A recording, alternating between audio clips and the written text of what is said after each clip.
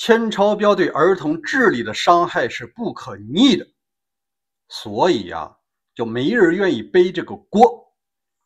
你要问有什么办法能让孩子避免这个铅超标呢？我有一招，最后告诉你。大家好，我是大卫，我们一起分析新闻背后的真相。今天是美西时间7月7号。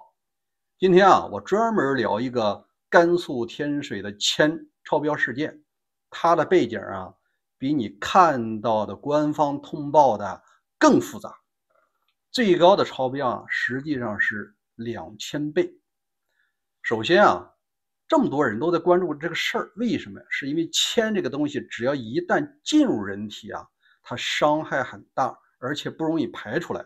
我特地咨询了一个医学院的朋友，我们复旦医学院在国内啊也是顶尖的。他呢简要给我讲了一下铅对于成年人，尤其是孩子呀，有什么不可逆的伤害。他说，铅中毒可以造成造血系统的伤害，造成白血晕、神经系统不可逆的损伤，肾脏和心血管的损伤，也可能会出现生殖异常，影响后代生长发育。这个它真的有可能是造成断子绝孙。所以说啊，人们一提铅都害怕，更别说自己宝贝孩子了。那这件事儿的起伏在哪儿呢？第二，我给你讲一下2次的官方通报啊，老百姓他不买账。前几天第一次通报说，因为这个幼儿园的后厨呢自作主张，为了降低成本，买了一些添加剂。那群众就问了，什么添加剂啊？为啥不说那个名字？既然一看压不住啊，今天又出了一份新的通报，这次就有人要负刑责了，就有人要进去。好，我们来看一下通报，简要讲一下。首先说呢，7月8号，甘肃天水市联合调查组发布关于天水市麦积区培训幼儿园儿童血铅异常问题调查处置的通报，官方的哈。截至7月7日晚10时，甘肃天水麦积区幼儿园250名幼儿已全部检测，根据血铅认证标准，血铅异常233人，正常18人。大家明白这个数据没有？真正合格的呢，不到10%，90%以上超标。再往下看，目前有关部门已组建专家组，全力开展医疗救助工作，经对食品流样等观察。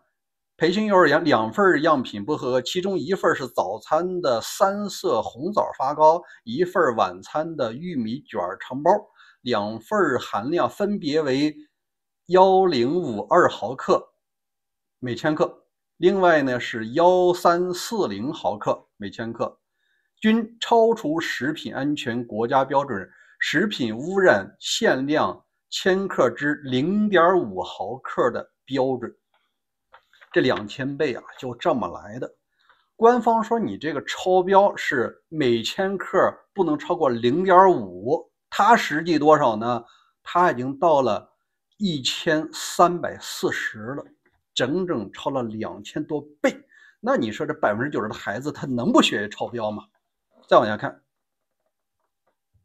经侦查，幼儿园园长朱某林、投资人李某芳同意该园后厨人员通过网络平台购买彩绘颜料，稀释后用于部分食品制作。7月3日凌晨，公安部门将其藏匿的剩余颜料查获，经检测，查获颜料含铅，包装明确识别不可食用。目前，公安机关以涉嫌生产有毒有害食品罪，将朱某林、李某芳等8人依法刑事拘留，对另外2人采取取保候审详细措施。这个是中国时间今天发布的，这就比上次说的很清楚了，说有2份超标的，谁该负责啊？幼儿园园长和投资人。那这儿能不能压住这个汹涌的民意呢？现在也难。第三，我给你看一下啊，有部分家长啊，他不认可这个报告，原因啊，他也提出来自己的证据，我们来看一看。家长表示不买账。此前，天水方面召集鹤石幼儿园家长开过一次通报会，会上曾透露，初步判定是三色枣发糕和玉米卷添加剂超标。一位幼儿园家长提供的公布食谱显示，里边没有三色枣糕。仅在去年10月份和今年2月份和4月份有3天的早餐中出现过玉米肠卷，就是他说那个东西他没出现过。另外一种呢，一年也就出现过3次。此外，去年11月份和今年6月，红枣发糕曾在早餐中出现过2次。在吉木新闻7月4日发布报道中，记者发现事情并不是从2025年7月1日开始的，而是从2024年5月27日就出现了有孩子血铅超标的问题。2024年5月，现在已经1年2个月了，12个月了，到14个月，并且在402天的时间里呈现一种上升的趋势。报道中有一句关键的描述，除了给孩子治病，溯源成为家长们最关心的问题，但官方未透露任何消息。大家已经清楚了，这事儿不是7月份的事儿，在2024年5月份14个月前，它就已经出现了孩子超标了。这一年超标是直线上升，这个正常人都干不出来啊！你既然说这个红枣发糕有问题你还吃1年，你当别人都傻吗？再往下。第4，老师出来说话了。因为在上一期节目我讲的说，可能有的人为了让孩子早点睡觉少哭闹，添加了这些东西，是有点丧尽天良了。但现在发现老师也中招了。我们看来报告，甘肃天水鹤石幼儿园被检出血铅后，多名幼儿园老师经检测血铅也严重超标。此前，该幼儿园老师讲，平日他们与孩子们在幼儿园同吃同住。7月7日深夜，天水幼儿园一名老师的家属告诉澎湃新闻记者，幼儿园多名老师的检测报告陆续出炉，已有2位老师检测结果，一人为395，另一人为500，正常的是200他已经超标了1倍了。随后，该幼儿园老师王丽发来他的检验报告，显示其中血铅数值为395每毫克，就是每升每毫克而成人血铅正常参考值应该是200毫克。一位在西安市中心医院幼儿园家长随后也证实了这一点，称下午多名老师在该院拿到血检超标的检测结果均显示超标。这个就有一条叫，既然他们在甘肃天水，为什么要去陕西西安去检测马上就告诉你为什么，这个比你想象的要复杂的多。大量媒体闻风而动，集中到西安中心医院采访。7月5日，逃亡到这里的打引号的逃亡到这里的天水家长把儿科挤得水泄不通，连楼道都加了4张床，楼上的老年病区都加了多名幼儿。我家孩子血铅在这里检测出每升每毫克441，在天水检测是33，跟我说正常，这就差了10倍了。一位妈妈攥着报告单的手在发抖，她的话让家长都爆了粗，这让孩子怎么活？把孩子当什么了？3句情愿让孩子成为大头娃娃，过去多少年了又改变了什么？西安中心医院一天就检测了300多个孩子，但每天只能检测50份报告，就只能出50份报告，结果还要等1周才能拿到。但在当天出的报告中显示，所有的孩子血铅都超标，最高是441，超标了1倍多。即便是初步结果出来后，天水仍在踢皮球，一边立案一边逼家长快回来。这个快回来谁说的是那个当地人劝回来。在电话那头，家长接到却是冰冷的催促，90%孩子合格，快回甘肃检测。